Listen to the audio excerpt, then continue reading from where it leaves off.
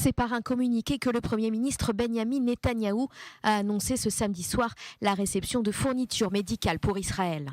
À la suite de pourparlers avec plusieurs chefs d'État, les barrières ont été levées dans le cadre de la poursuite de l'opération d'acheminement de besoins essentiels à la propagation de la maladie.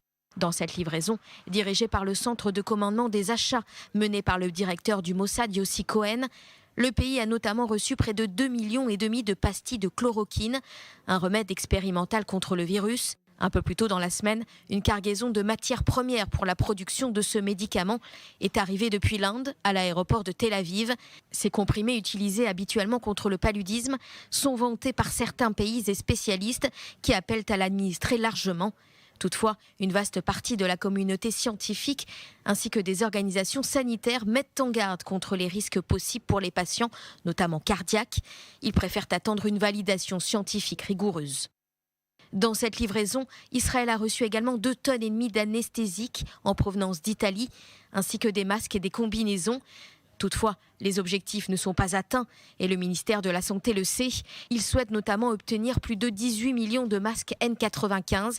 Israël en dispose à ce jour d'un peu plus de 10 millions. Concernant le nombre de respirateurs, le pays compte près de 1900 machines disponibles. L'objectif fixé est de 7000 appareils. Le ministère de la Santé souhaite par ailleurs former des équipes médicales afin de faire fonctionner ces nouvelles machines. Israël compte également produire lui-même plusieurs centaines d'appareils. À la veille de Pessah, la Pâque juive, une cargaison de réactifs et de matériel de laboratoire pour le traitement des échantillons de coronavirus est arrivée en Israël en provenance de Corée du Sud. Selon la 12e chaîne israélienne, les assistants de laboratoire ont été appelés de toute urgence à reprendre leurs activités. Enfin, Israël a signé un accord de 23 millions d'euros avec la société chinoise BGI. Il s'agit de l'achat de matériel pour effectuer 10 000 tests de dépistage par jour. Les nouveaux équipements et kits de tests seront installés dans 6 laboratoires différents. Ces tests sont largement utilisés en Chine et distribués dans plus de 50 autres pays et régions.